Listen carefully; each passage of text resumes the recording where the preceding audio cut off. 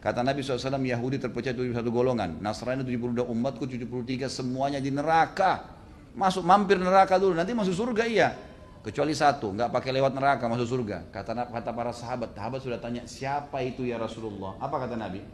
Yang berpegang pada sunnahku dan sahabatku. Nah ini yang selalu ditunjuk Salafi, Wahabi ini yang selalu berkata Rasulullah sahabat, Rasulullah bersahabat. Ini orang yang berpegang pada kemudian Islam. Sungguh sangat luar biasa sekali pernyataan daripada Abang Khalid yang bermasalah ini. Luar biasa sekali. Orang ini sangat berani memahami, menafsiri hadis Nabi Muhammad SAW. Lalu mengaku-ngaku ketika ada hadis bahwasanya umat Islam ini akan terpecah menjadi 73 golongan. Dan semuanya itu 72 itu akan masuk neraka terlebih dahulu baru bisa masuk surga. Kecuali satu yang langsung masuk surga tanpa harus masuk ke dalam neraka. Dan orang itu katanya ya, satu golongan ini yang langsung masuk surga tanpa harus masuk neraka terlebih dahulu, yaitu orang yang sekarang dijuluki Salafi Wahabi. Wow, sungguh pede sekali Bapak Khalid yang bermasalah ini. Memang ada hadis Nabi Muhammad SAW yang menjelaskan hal yang demikian kawan-kawan, bahwasanya umat ini akan terpecah ya, sebagaimana dalam hadis yang sudah diriwayatkan oleh Imam At-Tirmidzi, yaitu dalam kitab Sunan At-Tirmidzi tepat pada juz kelima halaman 26 nomor hadis 2641.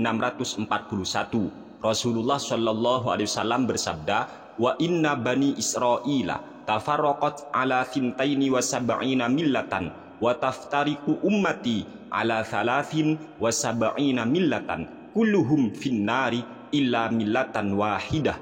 Qalu wa man hiya ya Rasulullah? Qala ma ana alaihi wa ashabi. Ini hadis yang dimaksud oleh Bapak Khalid bermasalah itu. Dalam hadis ini sangat jelas sekali bahwasanya Bani Israel itu terpecah menjadi 72 golongan, sedangkan umat Islam akan terpecah menjadi 73 golongan. Sementara 72-nya itu mampir dulu ke neraka, ya kecuali satu. Lah, kecuali satu ini, yaitu ma'ana alaihi wa ashabi, ini oleh Khalid Basalamah adalah Salafi Wahabi katanya, yang sekarang dijuluki Salafi Wahabi. Inna lillahi wa inna ilaihi raji'un. Hadis ini juga diriwayatkan oleh Imam Abu Daud dalam Sunan Abi Daudnya, juga bisa dicek dalam kitab Al-Mustadrak ala Sahihain karya Imam Al-Hakim, atau bisa juga dicek dalam kitab Musnad Imam Ahmad bin Hambal. Sangat tegas, sangat jelas. Memang umat Islam akan terpecah menjadi 73 golongan. Semuanya yang 72 itu akan mampir ke neraka, ya kecuali satu. Tetapi yang menjadi persoalannya adalah, apakah benar pernyataan Khalid Basalamah ini bahwa orang-orang yang sekarang dijuluki dengan julukan Salafi Wahabi akan masuk surga tanpa mampir ke dalam neraka? Ya, rasanya perlu dipikir terlebih dahulu. Apa iya orang yang mengatakan rukun wudhu ada dua, yaitu membasuh wajah dan membasuh tangan sampai siku saja, itu adalah golongan ma'ana alaihi washabi, yaitu golongan yang mengatasnamakan Nabi Muhammad SAW. Adakah sunnah Nabi, adakah hadis Nabi, adakah ayat suci Al-Quran satupun yang menyatakan bahwa rukun wudhu itu ada dua, yaitu membasuh wajah dan membasuh tangan sampai siku saja. Selain itu sudah sunnah muakkadah sebagaimana tayamum. Hal ini dinyatakan oleh Khalid Basalamah. Apakah benar orang yang mengatakan demikian ini akan masuk surga tanpa hisab, akan masuk surga tanpa mampir ke dalam neraka dulu? Apa iya orang yang mengatakan demikian ini adalah golongan ataupun aliran ma'ana alaihi washabi? Pikir ya. Jangan terlalu pede lah ya Bapak Khalid Basalamah. Masa iya orang yang tidak tahu sesuatu yang membatalkan wudhu akan masuk surga langsung tanpa mampir ke neraka ya? Yaitu golongan yang sekarang dijuluki Salafi Wahabi. Yang mana kita tahu Bapak Khalid Basalamah ini mengatakan, kalau ada orang yang punya wudhu kemudian tersentuh ataupun menyentuh kotoran kucing atau binatang yang haram dimakan dagingnya, wudhunya batal. Masa aliran seperti ini, masa orang yang seperti ini langsung masuk surga? Wow, luar biasa sekali. Orang ini juga pernah ditanya, apakah arsy itu makhluk atau bukan? Lalu dia menjawab, saya kurang tahu, saya tidak tahu. Allahu a'lam, apakah arsy itu makhluk atau bukan?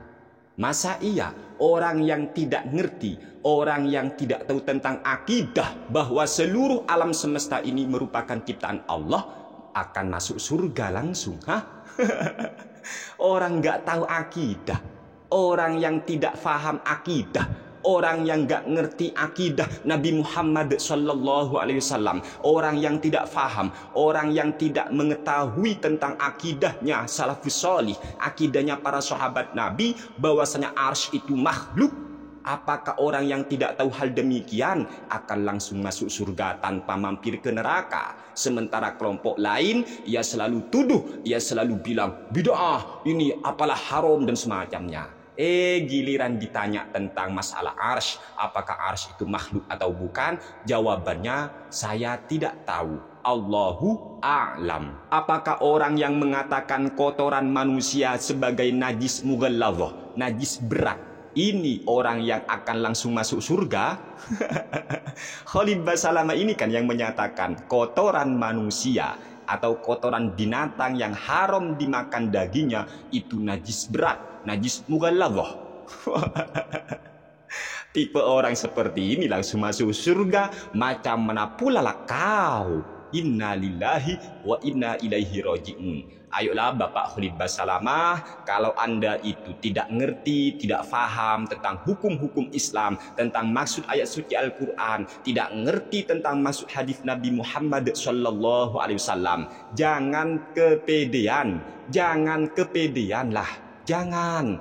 Apakah orang yang melarang umat Islam berdoa kepada Allah, berdoa kepada Tuhan alam semesta setelah selesai sholat fardu? Apakah orang seperti ini yang akan masuk surga tanpa harus mampir ke neraka? Sedangkan orang ini melarang-larang kaum muslimin berdoa kepada Allah selesai sholat 5 waktu. Inna lillahi wa inna ilaihi raji'un. Padahal Nabi Muhammad SAW ketika beliau salam dari sholat, beliau berdoa kepada Allah, dan itu hadis sahih Muslim. Apakah orang yang melarang umat Islam, yang mempersoalkan umat Islam ketika rokat pertama dalam sholat membaca surat Al-Ikhlas, rokat kedua membaca surat Al-Ikhlas, apakah orang yang melarang demikian ini yang akan masuk surga tanpa mampir ke neraka? Sementara sahabat Nabi Muhammad SAW itu justru membaca surat Al-Ikhlas di rokat pertama, rokat kedua pun membaca surat Al-Ikhlas. Ini dilarang-larang oleh Bapak Khalid Basalamah. Apa orang seperti ini ya langsung masuk surga? Apalagi pengikutnya, orang gak bisa baca kitab, gak bisa memahami bahasa Arab. Apa orang seperti ini yang akan berteriak dan mengaku-ngaku paling ikut sunnah? Sunnah yang mana? Sunnah yang mana? Apakah orang yang menuduh bid'ah, menganggap sesat imsak, berhenti makan sahur sebelum fajar ataupun sebelum masuk waktu subuh, apakah orang seperti ini yang akan masuk surga tanpa masuk neraka terlebih dahulu? Sementara orang yang berhenti makan sahur sebelum masuk waktu subuh adalah baginda Nabi besar Muhammad SAW, adalah para sahabat Nabi. Imsak, berhenti makan sahur sebelum masuk waktu subuh, itu sudah dilakukan oleh Nabi Muhammad, dilakukan oleh para sahabat Nabi Muhammad SAW. Tapi orang yang seperti ini, Khalid Basalamah DKK-nya, justru menganggap perbuatan Nabi seperti itu, para sahabat juga begitu, malah dituduh sebagai amalan bid'ah. Inna lillahi wa inna ilaihi roji'un. Ayolah, perbanyak membaca, perbanyak referensi, buka itu kitab para ulama. Kalau tidak bisa ngaji kitab, meneng cangkeme, apalagi sampai-sampai dengan pedenya ma'ana alaihi wa ashabi dalam hadis itu, yaitu orang yang sekarang dijuluki Wahabi Salafi. Salah fikir, Wahabi wawasan agamanya hanya bid'ah, Salafi mereka salah fikir. Ingat umat Islam, jangan terbuai dengan jargon mereka, kembali kepada Al-Quran, kembali kepada hadis, sementara mereka sangat minim Al-Quran, sangat minim ayat suci Al-Quran, tidak memahami ayat suci Al-Quran, tidak mengerti hadis Nabi Muhammad SAW. Ingat itu ya. Jangan terbuai dengan ucapan mereka. Orang-orang seperti inilah yang berbahaya bagi umat Islam. Menganggap kelompoknya sendiri yang seolah-olah paling sunnah, paling ikut sunnah Nabi, kemudian menganggap dirinya langsung masuk surga.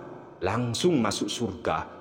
Wow, luar biasa sekali ya. Seolah-olah mendapat jaminan dari Allah Subhanahu wa ta'ala. Semoga apa yang kami sampaikan bermanfaat untuk kita semua. Hadanallahu wa iyyakum ila siratihil mustaqim. Wallahul muwaffiqu ila aqwamit thoriq. Wassalamualaikum warahmatullahi wabarakatuh.